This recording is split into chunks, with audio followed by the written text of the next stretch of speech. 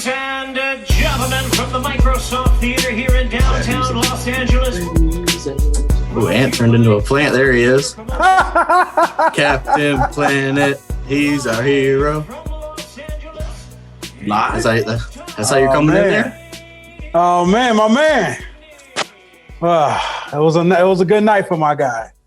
It's a good night of boxing. And I feel like we should just let the people know, yeah, you've been saying Shawn stopped doing the podcast. Shawn's not here doing the podcast. Wish. So you got your wish. So if you hate it, you did this to yourself. If you love it, the Carson, Ant, and Zittel podcast way will be on the way soon. Hey, the B-side Shawn is still here. Thank you. Hey, Shawn on the podcast, guys. B-side Shawn is a pretty good way of looking at that. Yeah. I mean, it might be more like C or D side, but, with two guys, there's only two letters. So, and you're still solid. You're still solid. Oh, 100%. Yeah, we love both Shawns, but the other Shawn is a couple weeks away at this point from the fight. So it's time to shut it down. And this will probably be the last you hear from us. Keep your eyes peeled for that. But yeah, last night, big night in boxing, undisputed, unified. Hey, Shawn, you was there. What you see? That was great, man. Just great energy. Canelo is a superstar. Those fans, they came for a coronation and they got it. Canelo didn't disappoint. These fights have been like concerts lately. So, yeah, he did his thing. And I guess should we get right into the fight or should I start off? I was going to say we can maybe just, I like to run through at least the undercard, at least to touch on it. Oh, yeah. But, go ahead. Elvis Rodriguez opened it up. He said, hey, Top Rank, you dropped me. I dropped my opponent. So that was a good debut on the PBC side for Elvis. Brought the guitar back. Oh, yeah. He looked good. It looked good, man. Shout out to PBC giving that guy a shot and putting him straight on pay-per-view. Yeah, we were Ant and I were laughing about that yesterday. It's like gets dropped from one promotional company and the new one comes in and they're like, hey, not only are we going to sign you, we're going to put you on the biggest possible stage in your debut. But what do you think, Zittel? How did young Elvis look?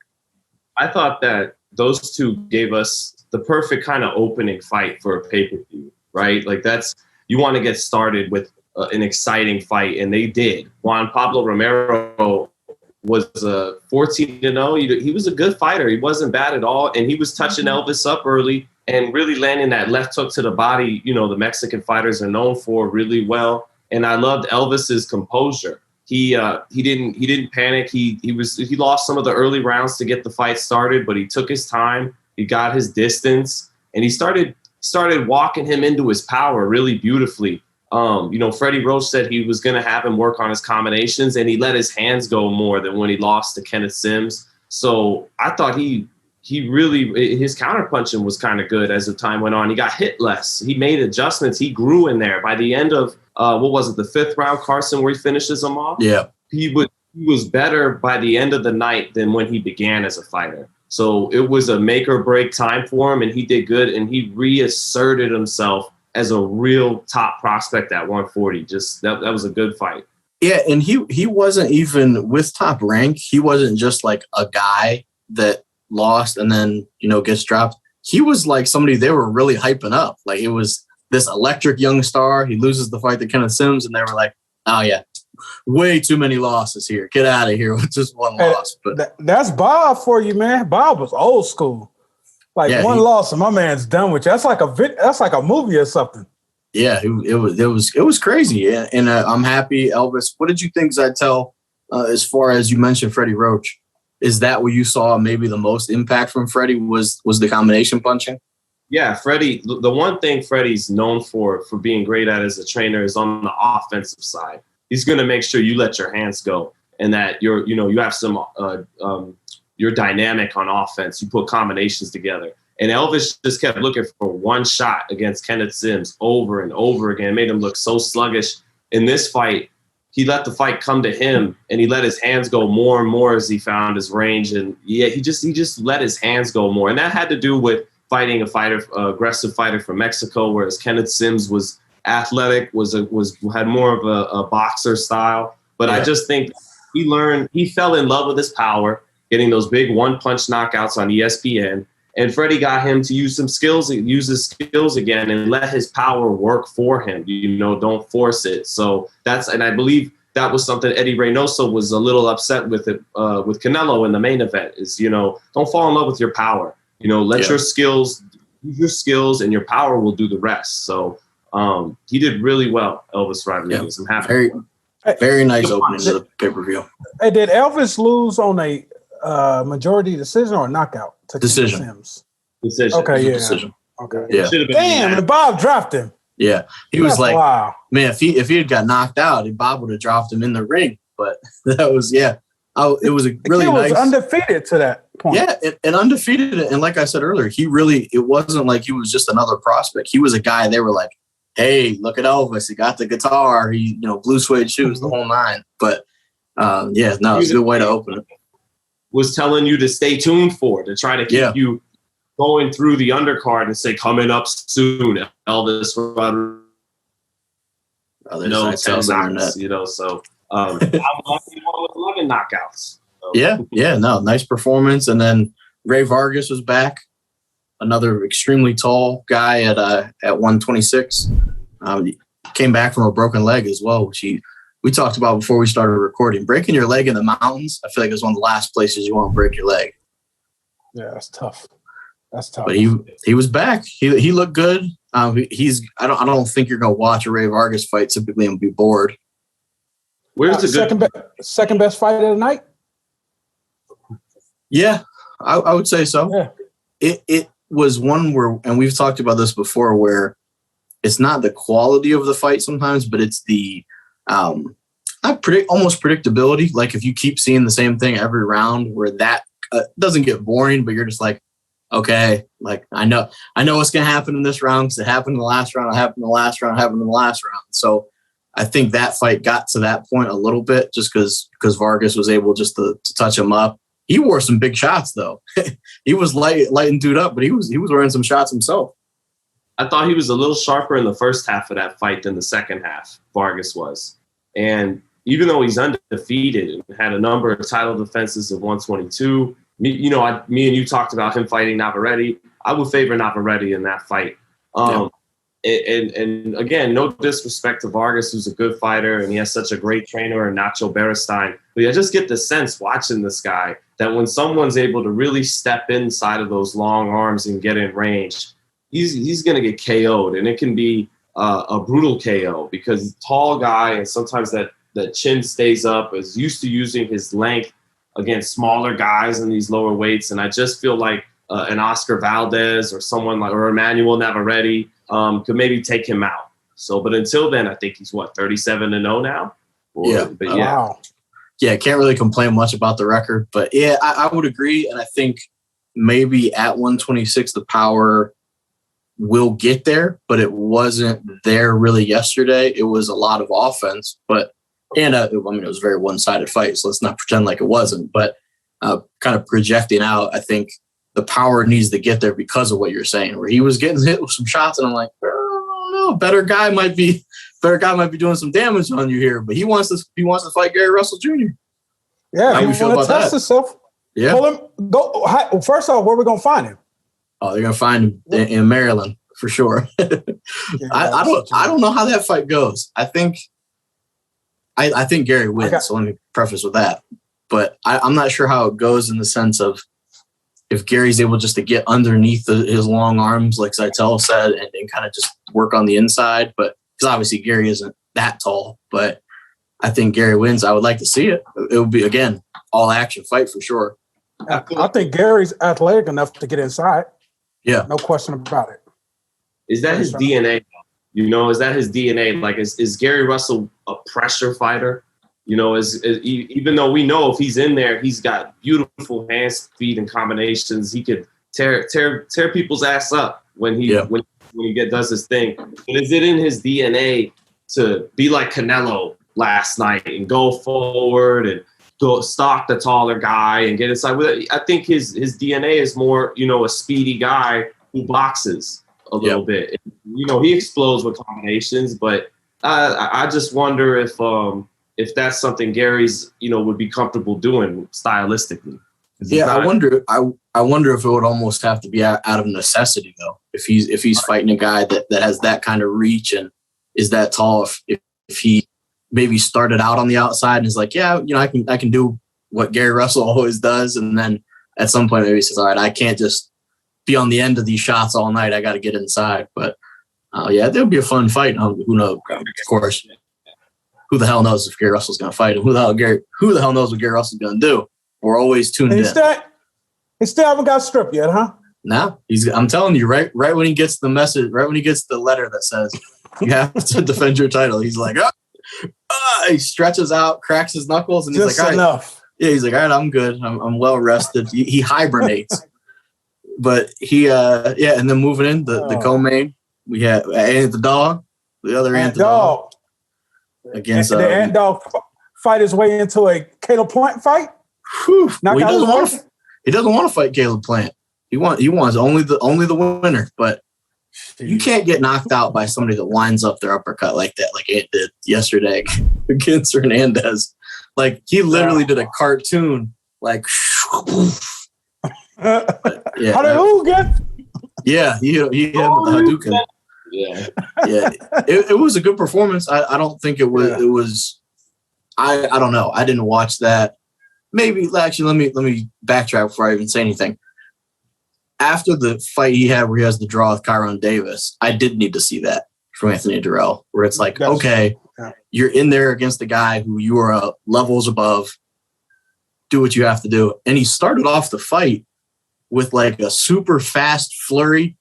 And we all were like, is he going to stop him immediately? And then he kind of took his foot off the gas a little bit. But I thought it was a good performance.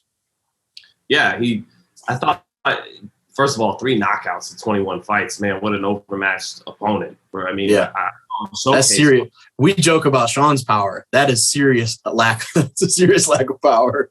Yeah, I know. No. This the one. They really wanted to showcase Dirrell, and they did just that. It was a beautiful uppercut still, but I felt like Dirrell, if he wanted to, could have been sharp and used his skills more. But he was like, let me just let this guy come in and think he's doing something. Let him think he's accomplishing something, getting rough on the inside, so I could just get him out of there with one big. Let him into it, and that's what I felt like he was doing. It was kind of funny to me. If he wanted to, he could pick him apart and use the best of his skills. But I'm just gonna let him think he's accomplishing something here and get rough with me, just so I can set him up for a big shot. And not that I think it was going to be a close fight or that he's going to have thoughts back to that Davis draw, but he probably was thinking, why am I even going to stretch this out? Like why? Like I think he could have outboxed him easily. Right. I think Dirrell's just a great fighter. So I think maybe he was like, you know what? I don't even want to waste time. I don't even want to mess around, have this guy gain confidence, like you said. And then somehow I'm in the 11th round looking like, wait, what's happening here? But I don't know. And we'll get into Canelo's next fight. And I mentioned Anthony Dirrell is very clear and said, I don't have any interest in fighting not for a belt. Like I'm at the end of my career. I don't know if he gets a Canelo fight. That's why I asked. Hell no. Yeah. You saw about fighting the lose because I'm saying, well, here's the thing. If Canelo wants a homecoming title defense in Mexico, then maybe he goes with Anthony Dirrell. If he wants what's considered for him a easy fight, everyone else, Dirrell's a pretty formidable fight, so Absolutely. He can get it there. I felt like you should build up this Plant fight because Plant is going to need to come back against a good opponent, and Anthony Dirrell would be perfect. So I would love to see him fight Caleb-Plant coming back from this defeat. So. And the guy that Anthony Dirrell fought last night actually supposed to fight our guy that's joining us right now. Oh, Shane yeah. Mosley Jr. The sugar man. Things didn't go the right way. Yo. So, Or sweet. What's going on, man? He's not going with that. What's going on, fellas? How y'all doing? He's about to talk some Canelo-Plant last night. About to get into that. We just got a Hernandez, Dirrell. So okay. Yeah, go ahead, Shane. What are initial thoughts on Canelo's performance last night? I thought it was a great performance. Obviously, he got the knockout at the end. I think this has kind of been his pattern. Kind of fill the guy out in the beginning, let him burn out some energy. Invest to the body, and then when it comes to the later part of that the fight, he puts on the hard punches and gets him out of there. And that's what it kind of proved to be true yesterday. I think Canelo-Plant boxed very, very well early. He did some really cool things in there, and it looked like he might have some success if he could sustain that. And then we saw, it kind of, he lost steam going into the middle part of the fight. And then the last part, unfortunately, he got clipped with a good shot and couldn't recover. So yeah, and that was it. If I know one thing about Canelo fights, it's that I know the scorecards are going to be crazy. Because I saw a lot of people on Twitter that were like, I had Plant, like people I trust very much their boxing IQ, they had Plant wide, that they had Plant by a few rounds. And I'm like, and I thought Canelo was maybe up by 1, maybe 2, probably right around that range. But then the scorecard has him winning 6 straight rounds on the unofficial scorecard. What did you have, Zittel? What did you have? Because you're making faces over there. I had it 8 rounds to 2 for Canelo. I just did you really? Damn. Yeah. Damn. Yeah. I don't look that stupid. Wait till I say what I said. No, I think that's. I don't know. I saw somebody that the way they broke it down was very concise. They said, so wait, Canelo can pressure his way into winning rounds, but when Triple G fought him, he couldn't pressure his way into winning rounds. So it's just because Caleb was clearly outboxing him. So, I mean, what was he getting credit for? Landing punches on gloves? No. I felt a lot of his shots. He was landing to the body. And I felt a lot of his shots. Canelo punches so hard that he can connect partially, and it does more damage than Caleb landing a good, clean jab. I just felt every round he was landing the harder shots and controlling the fight. It was, you mentioned earlier, like how every round just started to play out the same in Vargas, Rey Vargas's fight. And that's just what I saw. It was like, okay, Caleb's, he's moving nice, right to left to right. He's boxing well. He's using his levels with his jab. But Canelo's hurting him every time he gets him to the body. He's just landing the harder, more meaningful punches, the more damaging punches. I thought that a lot through the Kovalev fight.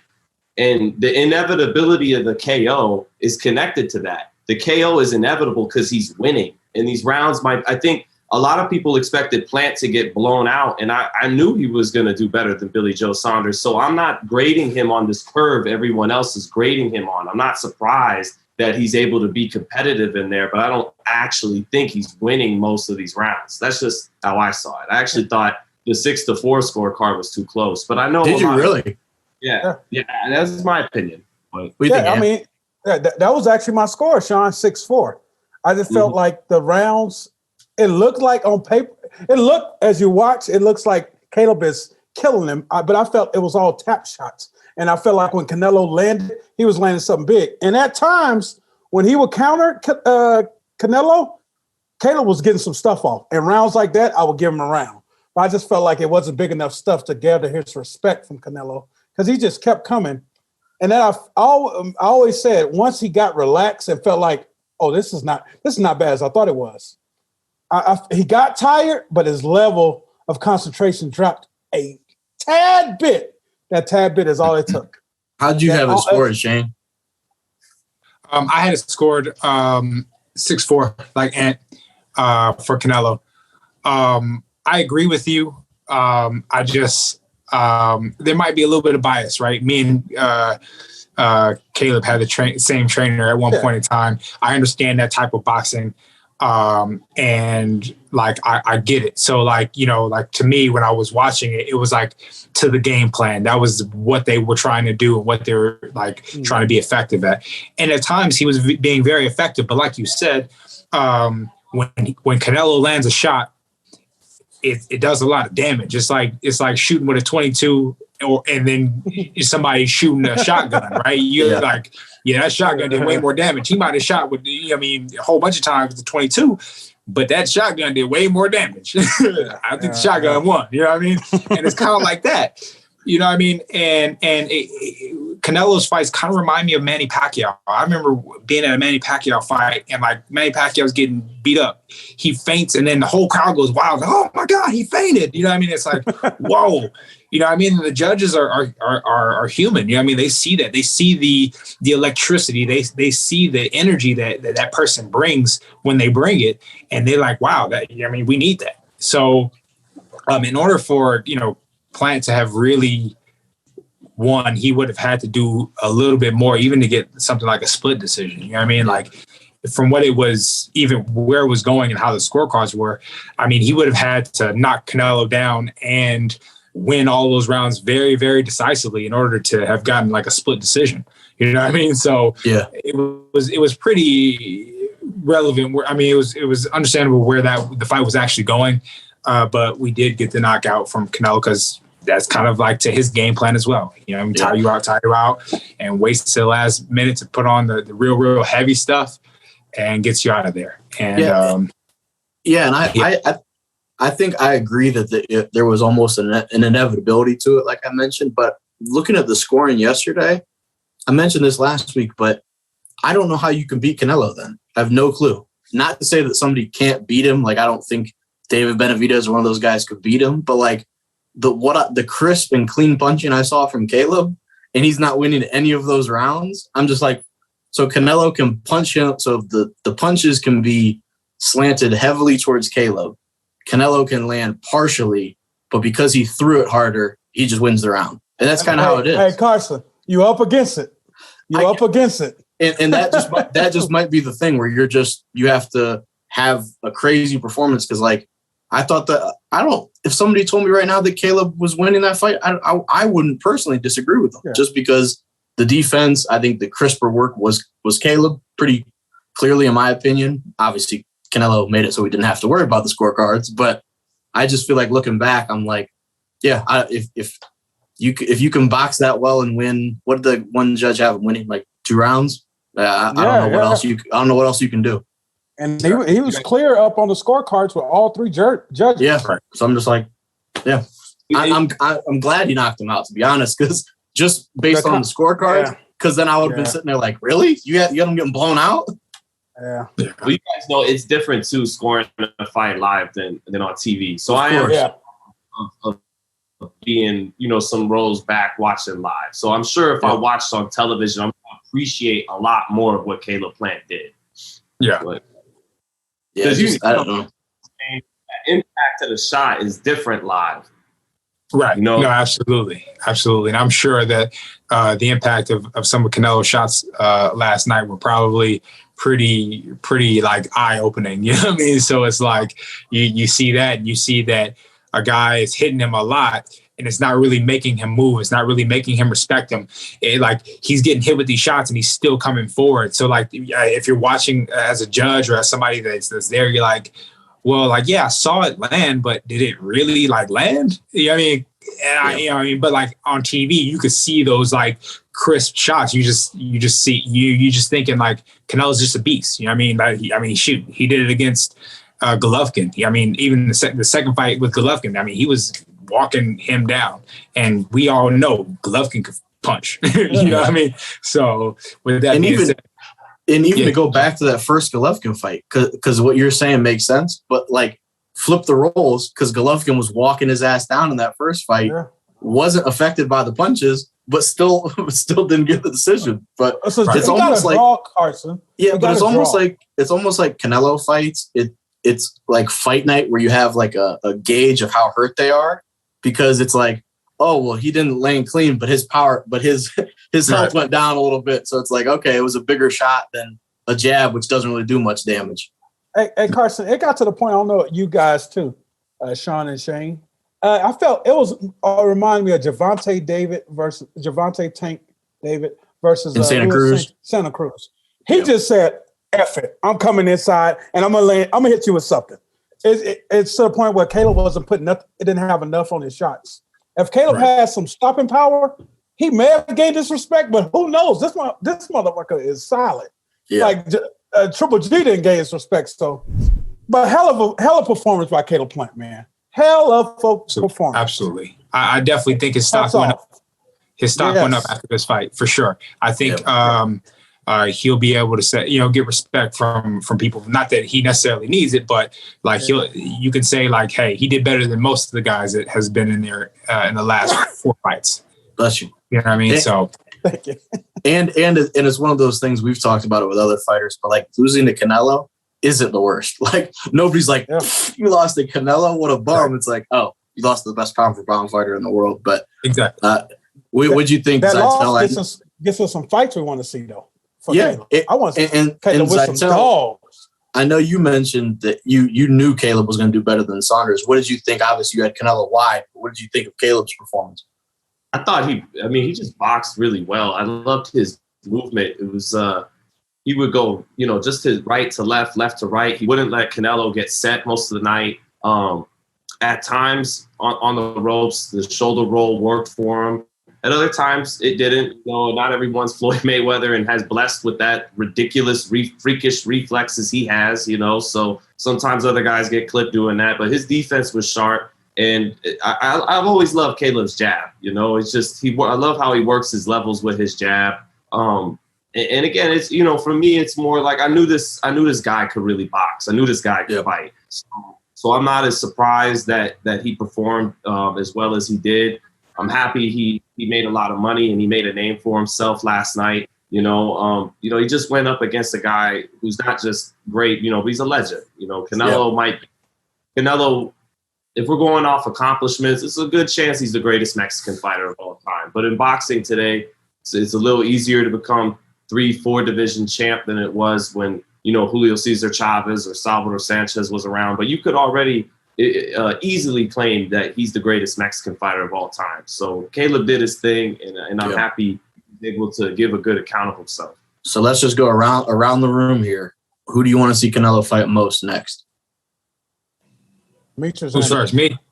Whoever feel. Yeah, Shane, you're the guest. Go ahead. I think the most logical thing to do would be to fight Benavidez, who's fighting. Granted, Benavidez wins his next fight this upcoming weekend. Yeah. I think that would be the fight to make at 168, right? And I think that obviously everybody would be pushing for this. This was on kind of a PBC type of situation anyway, so it kind of would make sense if they had kind of a couple fight deal with him. I'm not sure if that's in the works or whatever the case is, but usually they do stuff like that, especially if you're fighting their champion. So I would assume that this would be on the horizon, right? If Benavidez does what he needs to do, why not make this fight? We got 2 Mexican fighters that really, really fight, that can knock anybody out. This is kind of a fan-friendly, exciting fight. It's for also, again, for all of the marbles, you know what I mean? And I think that's a great fight. And then obviously, I think also if what's his name really wants to put himself on the map, he goes to 175 and cleans out that division, which some people think that he can. Yeah. So that'd be crazy. I mean, that would be crazy. I mean, he could I'm not saying saying that he doesn't have a good shot, but I mean, it's a tall task. I mean, when you talk about the guys, the Bivens, I can't think of Beterbiev, you know what I mean? The guys at 175 that are serious. But Smith moved up to 175, completely destroyed the guy he fought. And I mean, see what Canelo did to him. So it was like, if that could happen, you know what I mean? Like, shoot, we don't know. So we'd love to see it. And I mean, I'm just excited as a fight fan and to be a part of the sport to see somebody daring to be great and even greater than they already are. So absolutely, that's really cool. What do you think, Ann? Did you? Or Shane? Go ahead. Sean. What's that? You ever work with David up in Big Bear? Did you guys ever spar or anything like that? David Benavidez? Yeah. Yeah, we sparred twice. Not in Big Bear, but I sparred him once at Wild Card and then once at Wild Card West, which is now Churchill Boxing. We did just a few rounds. We didn't do nothing crazy. It was actually right before one of his fights. So like he was already in LA and he just needed a few rounds to stay sharp and stuff like that. So we did some rounds, and he's a very, very talented guy. Very, very quick hands. Very, very, very quick hands. So I think that he punches hard. So I definitely feel like he would be somebody that we get a great fight from, because Canelo has to respect him. You know what I mean? It's not somebody that I feel like he can easily walk down and that will, just be afraid of his power. You know what I mean? It'd be like kind of the equivalent to a 168 Triple G fight. You know what I mean? It's something like that, So I think it's a very, very fan-friendly fight, and I think that's the fight that PBC should put on. You know what I mean? Yeah. Why not? Why not? Do you agree, Zittel? Is that who you want to see next? Oh, man, I'll make no secret. I think that's the best fight in boxing. And that's the only guy that, if anyone's going to knock off Canelo, is Benavidez. And to unpack it for a sec, I don't think Canelo, coming off becoming undisputed in all these fights, and I'm not so sure him and Reynoso are going to want to just go right into the most dangerous guy they can get into. Maybe not for their first fight back in 2022, and maybe not even for their second fight back in 2022. That Charlo fight might actually be a little more sellable right now. Charlo's been in the public longer, and that fight in Cowboy Stadium is so sexy. Charlo will talk shit. He'll make it a good promotion. He's from Texas, so he'll have some fans in the crowd. He's not going to have as many fans as Mexican fans in Cowboys, but that would be an electric event and an electric fight. So bring that on first is how I feel. But the Benavidez fight is the toughest fight out there. And I'm crusading for David on this one, because I worry that the WBC is going to designate Canelo as a franchise champion and then allow David, instead of fighting as mandatory, Canelo, to fight for the WBC title while Canelo is designated. There's just something I worry about. And another thing I worry about for David is he's such a dangerous fighter, and he brings nothing to the table for Canelo yet. He's not a household name, and he doesn't have a belt. He doesn't have a belt, I think, in part because he's a 175-pounder making 168. And he's the mandatory for Beterbiev, and yet Marcus Brown gets the shot.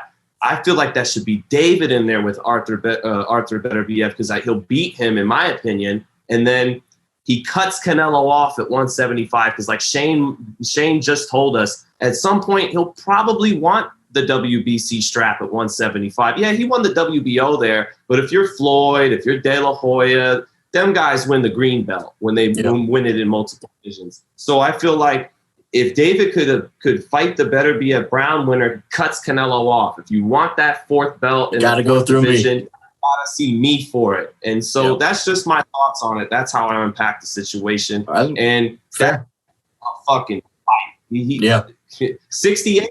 I'll tell you what, 168, I got Canelo. 175, I got David Benavidez in that fight. I like it. What do you think, Kent? You're along the same lines there? Yeah, I'm on the same lines. I like seeing Demetrius Andre, honestly. Demetrius, I feel, can move.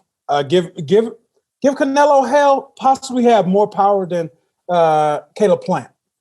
I would love to see the David Benavidez fight too. The only thing that scares me about David is he don't have the feet to move. And Canelo gonna run around his ass. And David's gonna stand there and fight all night. And I think he could take a big shot, trying to give a big shot. I like Demetrius. I just love everything he got, man. The guy's a natural athlete, a boxer. And I think he'll make an interesting fight. They haven't built him up right. So a lot of people don't want to see the fight besides real boxing fans. And most likely we're not going to get it, just to be honest. Yeah. So it looked like David Benavidez is the best chance we got. Yeah, and Canelo, the whole back and forth with Boo Boo, I think would make it funny. Boo Boo's chin is what worries me a little bit about that fight. So let me start my answer with one thing. I absolutely 1,000% do not want to see Triple G and Canelo again. I just don't. Oh, yeah. I never want to see it again. Everybody's over that. Really? I think at any point in time, that's a great fight. Like at any point in time, it's almost like watching like Tyson Fury and Deontay Wilder. Like we already know what's going to happen, but like I would love to see that fight again, especially after what I just witnessed. Like I would watch that fight again just because it's like that could happen again. And I think Canelo blows him out.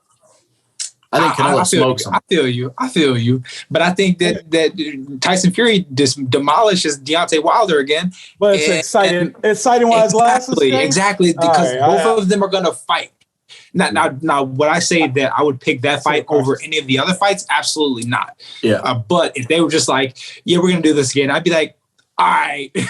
Yeah, I feel like Canelo has gone up so much since their first fight, and Triple G has done nothing but decline. Like, I think Triple G probably lost to Derevyanchenko. So I'm just like, I think Canelo was the better fighter when they fought those 2 times, even though I think Triple G won the first fight. But then Canelo just continued to get better, and Triple G's has gotten worse. So I don't want to see it. I know Chris Mannix and Coppinger have been trying to peddle that. Not interested. Sorry, not here for it. I tell you, go ahead. I don't want to see Charlo. I don't think he stands a chance. I give Charlo 7 rounds. Really? What I seen from his I think that might be fight, likely, though. What I seen from his last fight, that guy almost dropped him in the last fight. It took everything Charlo had to survive that. That dropped the stock to me the last especially fight. if Charlo, if that's Jamal's first fight at 68, that would be all bad. He needs to get it in there and fight somebody. I know Anthony Dirrell, he's kind of not a gatekeeper, but he's like the measuring stick there right now. Where it's like, on this episode, he's a gatekeeper because we threw him in there with everybody. Yeah, I'm just because I think he's just such a solid fighter. So like, if you're Charlo, fight Dirrell.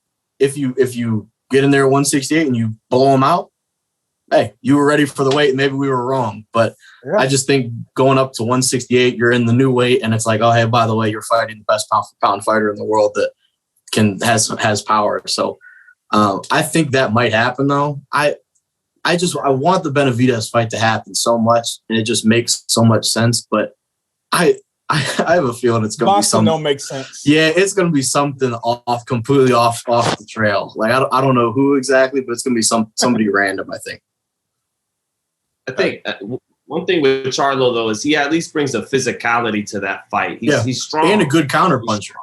Right. He's a good counterpuncher, and he's a strong counterpuncher. Yeah, and his jab is heavy, like Golovkin's was. But and then just with the Triple G thing, like Shane was saying, why you still want to see it. It's like what you said, Carson, is true. Canelo's gone up, and he's clearly gone down. But I remember thinking that with Pacquiao and Marquez right before their third fight, maybe sometimes it's just no matter how, no matter what, if for some reason, if you put these 2 guys in there, it's going to be a tough fight. Maybe that's a possible scenario with Canelo and Triple G. I'm not sure, but I just remember Manny and Marquez. It was like Manny moved up, knocked out Cotto, knocked out De La Hoya, and Marquez was still this lightweight. And it's like, okay, this third fight ain't going to be like the first 2, but turns out no matter what, when you threw him in there with Manny had I think he would punish Triple G. I think he punished him. I'm not even sure if he stops him. Really? I just think Canelo is really like, he's at his peak right now. And I think his movement in Triple G he's a step slower. His punches are like a second slower. I think Canelo gets him going. He's side to side. And I think he just punishes the hell out of him the entire fight. I think he might stop him late. And Triple G has a granite chin. I don't think he would lay Triple G out, but I think at some point the ref would just say, hey, it's just too much. Hey, if he stops Triple G, what a knockout. Yeah, I think to the body. I think he breaks him down to the body. Iron jaw, but hit him to the body. Right? Yeah. You can't have an iron body. But and I think for Caleb, we don't need to dive too deep into who he might fight next, but I don't think Shane mentioned it earlier. His stock went up. So I think whenever he's healthy and ready to get back into it, I still put him against pretty much any of the Dirrell too. Dirrell, either one of the Dirrell brothers, actually, I think would be a good fight. We'd be able to see kind of that like progression of step up, but somebody that's kind of, on the way down per se. Yeah. Not necessarily. I'm not, down on them, but like, like they're not at the peak of where they used to be at.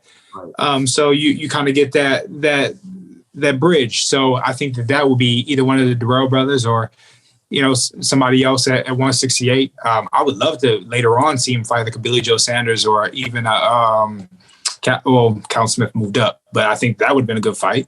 Yeah. There's a lot of good fights out there for him. David Morrell, right? Yeah.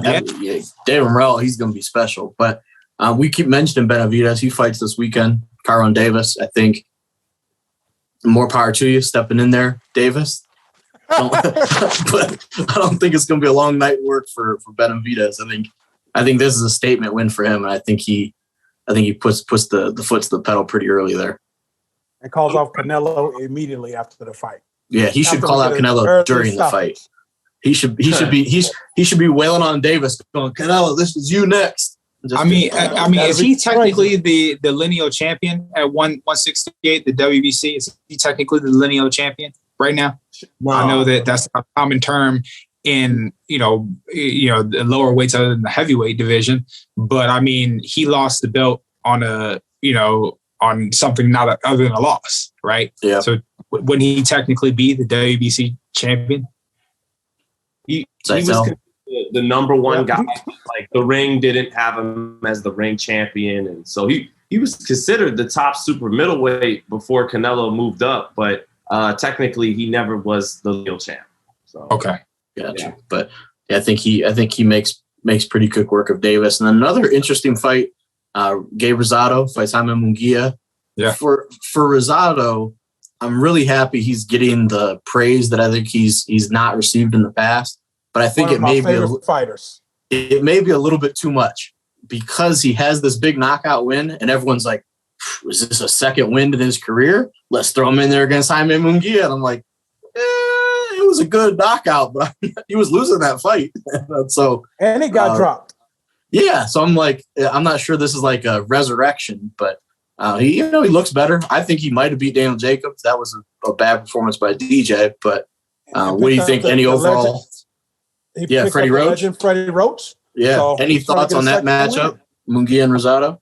You guys got it? Anyone at all? Shane? Yeah, I got it. I think that's a good fight. I do agree with you. I'm not sure how much he has left, but he did show his veteranship, I guess you could say. He showed his craftiness and his timing. You know what I mean? He may not have to, he's not the fastest guy. He's not the strongest guy, but he knows how to time guys. He knows how to use his body. He knows how to use, different crafty stuff.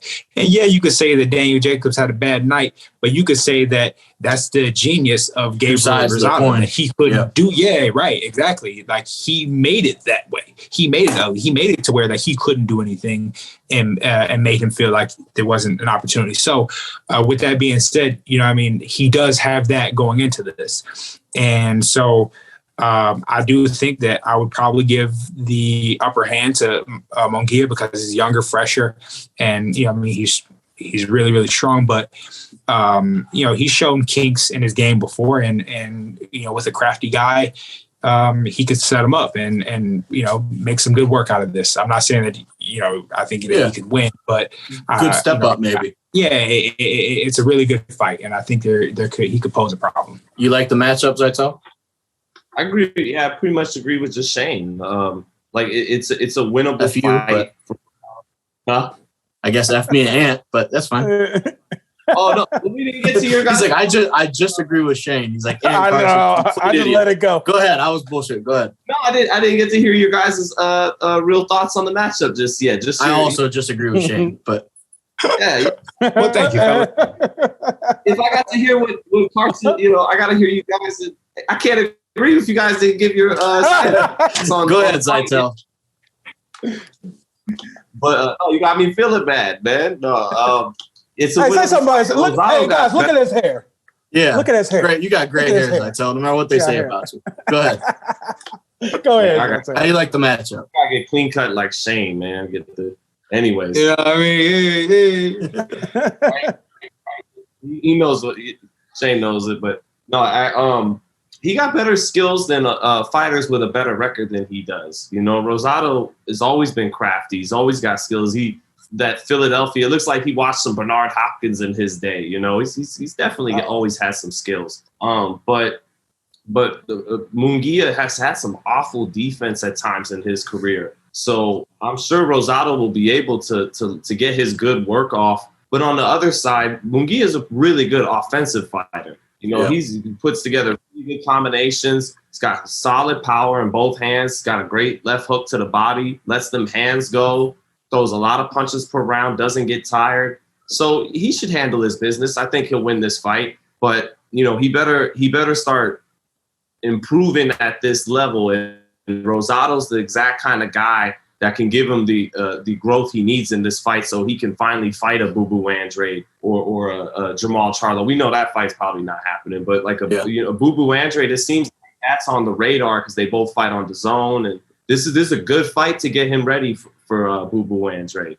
Yeah, I think this will be a good fight, like you said. I think Munguia wins and maybe stops him, but I think this is a good one for Munguia to figure some stuff out, figure out your defense.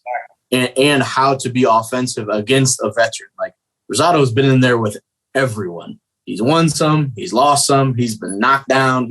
So I think just being able to piece that together and kind of fill in your game a little bit, I think will be important for McGinn, who's still extremely, extremely young, for especially kind of going up there. But Ant, did you have any overall thoughts there? Yeah, but I've been a Rosado fan for years. When he fought the guy with Floyd Mayweather that got robbed a few times, but he's been in wars. Me watching his career, man, and the offense from what's his name, Munguia. Man, I think this is a fight that retires Rosado. It could be. He goes off into the sunset and comes back and be a hell of a trainer, of a commentator. A guy knows the game of boxing, but the body's been through too many wars, and I think this finally gonna catch up with him. He's just gonna kind of push him over the edge. Yeah, I feel like this is the one. But I feel Which is no slight to him because he's been boxing forever. Yeah, he knows the game. What do y'all think about if Munguia beats Rosado, he fights Canelo? What do you think about that fight? Canelo and Munguia. The defense. Yeah, I think Canelo. But the offense though, I mean, he does have an incredible offense. He did pierce somebody's lip. I mean, teeth through their lip. You know what I mean? Nasty. You remember that? Yeah. So I mean, I think it's a very fan friendly fight. I do think that, of course, that Canelo would win, but I think if he does a good performance, I mean, that wouldn't be a bad, not at all. Fight. Yeah. So not at all. And so I think before we get to, we'll close on Crawford Porter in honor of our absent friend. So, question for you, Shane. In addition, we'll ask what you got going on, but we see a lot of these offsprings grandsons or sons of fighters, Nico Ali Walsh, Holyfield's son. How difficult is it to be that young in your career and have those kind of expectations? Obviously, your dad was a boxer, I think, from what I'm told, Right. One of the great. What is it like kind of starting off having the target on you? I mean, there's guys all the time that have targets on the back. I mean, it doesn't mean that you're necessarily going to feel the pressure or whatever like that. That's for you to determine, what type of pressure you are gonna accept from everybody else, because really that's not a pressure that you need to concern yourself with. Right? Honestly, if you're a fighter, you got to worry about being the best fighter you can be. Forget what anybody else has to say or what your grandparents or or your dad or whatever the case is. It don't matter because you're not them and you're not fighting for them or to be them. You're fighting for yourself. Obviously, you have a connection to this game and you have a deep connection with people. So obviously, everybody finds connections and things. Right? It's just human nature. If you see something, you're gonna be like, oh man, I remember when I was this and I saw that. You know what I mean? Like, So they're gonna make those connections. So, but connections are important when we're talking about selling something, right? And we're entertainers. So obviously, when you have that ability to sell something and you have that connection to people, you want to be able to use that. And that's going to come a little bit of pressure because you want to be able to perform and be the best you on that night when you need to perform. But it really just depends on the person and what they can deal with and things like that and be able to compartmentalize those situations. So hopefully I would love to see these guys do great things, man. And I saw some great things from both of those guys. I mean, Nico, he showed a good right hand. He showed some power. Obviously he needs to work on that. Now, Evan Holyfield, man, that kid can really do some things. And I really am excited to see him progress. And I know that the team at Top Rank has a really good matchmaker and knows how to kind of groom them to go in the right direction to be able to be at the top level. So hopefully he gets moved well and Nico as well, so that they can progress and be great like their family members, because that's why they're here. And this is a hard sport and it's a hard life. So hopefully they get the most out of it and the best out of it. And it looks like these guys actually have what it takes. Making a name for themselves. Anything coming up for you? Nothing at the moment. I was supposed to be fighting November 13th on the Munguia and Rosado undercard. The fight fell out. But they hopefully always working. Yeah, absolutely. Hopefully at the end of the year we'll be able to get something going, and I can let you guys know what I got going on. Absolutely. And you'll be sweet and low at that point too, but that's a discussion for another day. All right, let's go. Big fight coming up 2 weeks from now. Sometime Shawn Porter against Terence Crawford. How do we feel, boys? Feeling good. 2 weeks out. I got Porter by 30-second knockout. What? 30 seconds. Woo. Out of there. Hey, none of y'all chill. Stop playing. Chill. I was just playing. Stop playing. That's my guy, but you feel good, Ant? I feel real good about this fight. I feel real good about this fight. I felt good about Errol Spence, but I feel real good about this fight. I ain't gonna say nothing wild on here, but we had conversations behind. But right. I feel like Shawn's experience for this moment. Been in world championship fights, big moment. I worried that the only fight that I really felt like Terence has fought at welterweight that's been a really tough fight for him was Mean Machine, a guy that will still have something. All the guys he's got, Kell Brook, Benavidez, he was injured, Amir Khan. I just felt like those guys were shot and on their way out. This is his first time fighting a great boxer, a great welterweight. And from on paper, Terence Crawford looks like the goddamn truth. Yeah. So can you prove it? And Shawn Porter will be there to test you, your heart, your soul. You're gonna be every second of the way. It's going to ask yourself, do I really want this? Go ahead, Ant. I just seen guys in fights. Danny Garcia. I just seen guys in fights, but Danny Garcia, for example, I've really seen a look on guys' face like, this motherfucker. He's just not going to stop. Don't stop. He's just like not the young guns, can't stop, won't stop. No matter how old this guy gets, it's like Shawn just chilling in his prime. Chilling in his prime. Not losing stuff, gaining. And, I got to roll my guy for this one. I'm going to be honest with you guys. So the one I think it's going to be a really good fight. No matter how it goes, Shawn's just he's never in bad fights. But the one thing that I've heard consistently in this buildup is, I saw, the way Bud was able to handle Jeff Horn. He's a physical guy. Jeff Horn is nowhere near the athlete of Shawn Porter. He doesn't have the movement, doesn't have the speed. So he's a big guy.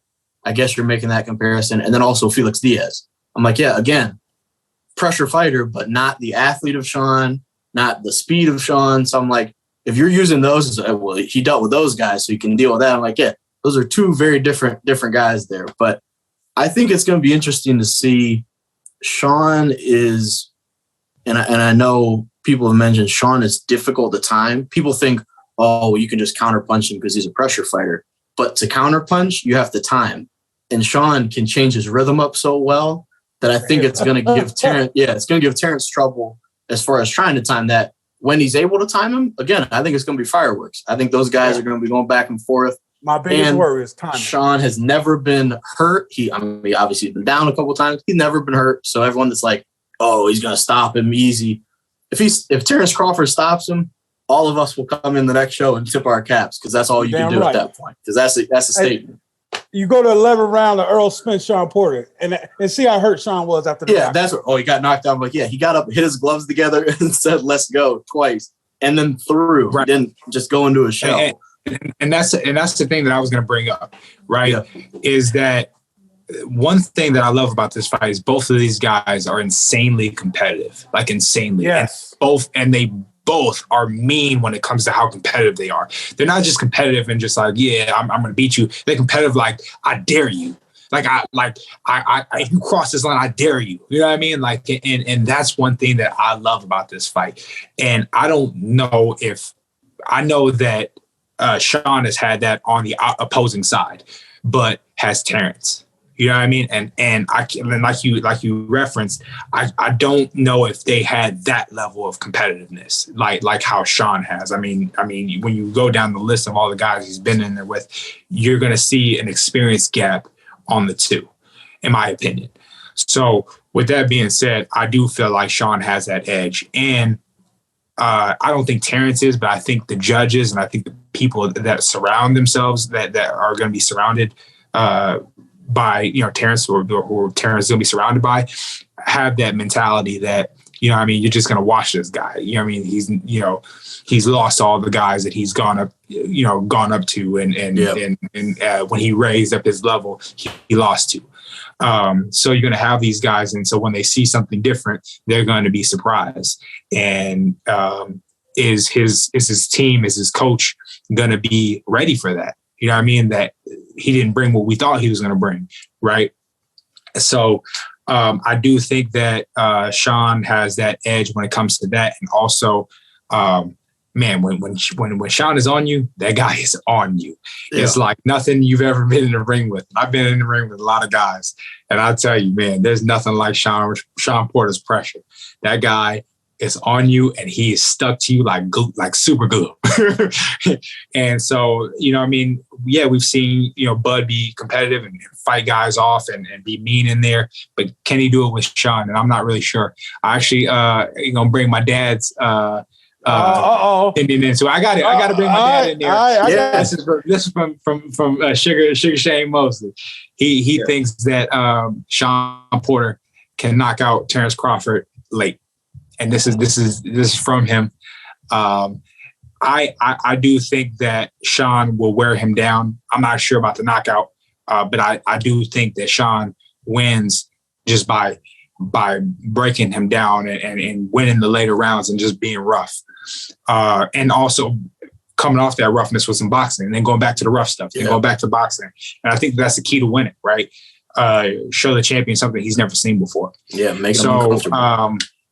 So yeah, I think that Shawn wins probably, especially if we're talking about top ranked judges and all this stuff, split decision. And Bob Aaron. Yeah. What do you think, Zittel? Here we go. You don't need to predict something. I know you've Here we go. You never I've been waiting on this but give us the breakdown. Life. Shawn Porter, Terence Crawford. Mini Max Kellerman. So Terence, he has the ability to hurt Shawn in a way Shawn hasn't been hurt before, because even though Spence was a heavy-handed puncher and Thurman in his prime was an explosive puncher, power and speed, Terence has a sneaky power. He can catch you with a shot you don't see coming. He's really is a great counter puncher. I know it's tough to counter punch Shawn, but he is in danger of being caught with something he doesn't see coming and being hurt in a way he hasn't been hurt before. I think Crawford, maybe some people, because he's not a big welterweight, they may underestimate his power. He can really punch with both hands. But at the same time, his legs, I haven't seen the real life in his legs being able to move laterally since Jeff Horn and before that Victor Postal. Lately, he's just been fighting with these guys, and you never know. He could show up against Shawn and turn those legs back on like when he was younger. We used to see Floyd Mayweather, he'd fight Cotto, he'd fight Shane Mosley, and he'd be like, man, it looks like Floyd's legs are starting to slow down. And then all of a sudden he'd fight Robert Guerrero or Canelo and bang, they're back and he's able to circle around. So maybe that's what Terence does. But if at 34 he can't, that's a problem for him because Shawn still has his legs. His footwork is so underrated at this stage. He knows how to step around you to get your angles. He knows how to dart in and out. And he did, if you go back and watch the Ugas fight, he fought off the back foot better than people think he can. He has an excellent jab. So I think if Terence's legs are a little stuck in the mud, like they have been for his last couple fights where he's just been engaging with these guys and trying to get them out of there, that really helps Shawn. Shawn can have maneuver better than him with the footwork. And Terence, he usually goes southpaw in the third round, and from there on out, he's a southpaw. We'll see if he does that with Shawn. If he doesn't, then Shawn has him doing something he normally doesn't do. But should he turn southpaw, the shot that Terence has always been hit with is the right hand. whether it was Gamboa or Mean Machine or Benavidez, these guys have gotten them with the right hand. And I've seen from Shawn, going back to the Spence fight, he knows how to throw that right hand against the southpaw. So, maybe give it a little peek, because I've been in camp. Shawn's throwing heat in the gym. He's not throwing these quick combinations, trying to get off 5, 6, 7 points. He's still got that in his arsenal. He's doing it, but I see him more and more trying to sit down and make his shots count. Go with a hard 2-punch combination rather than running off the combination. So I think he could have a lot of success with his right hand against Terence Crawford, if Crawford turns southpaw. And go. So that's where I'm at with it. I could see both guys winning the fight. I think I totally understand Terence being the favorite based on what he's shown. I do gotta wonder.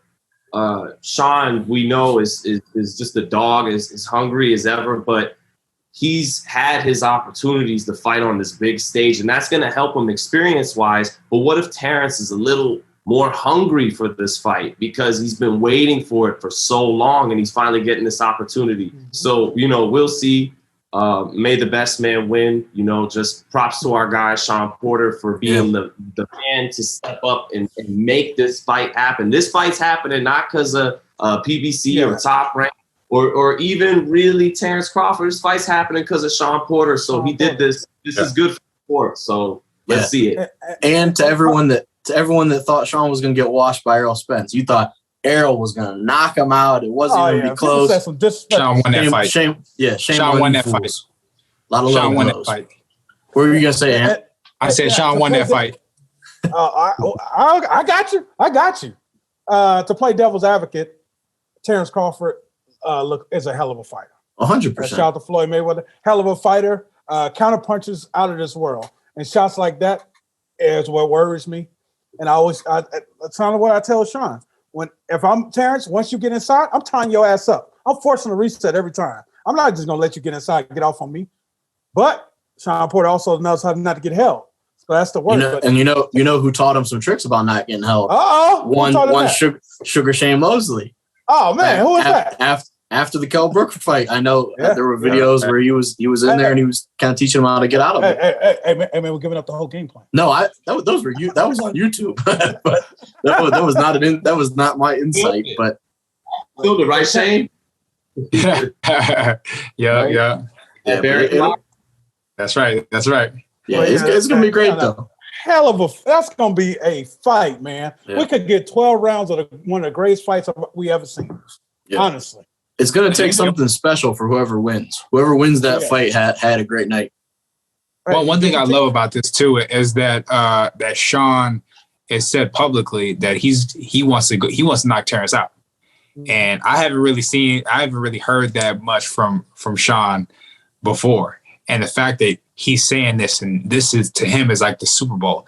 He's not taking this lightly. He's taking this like I ain't never been here before, I haven't performed on the big stage like the Errol Spence fights, like the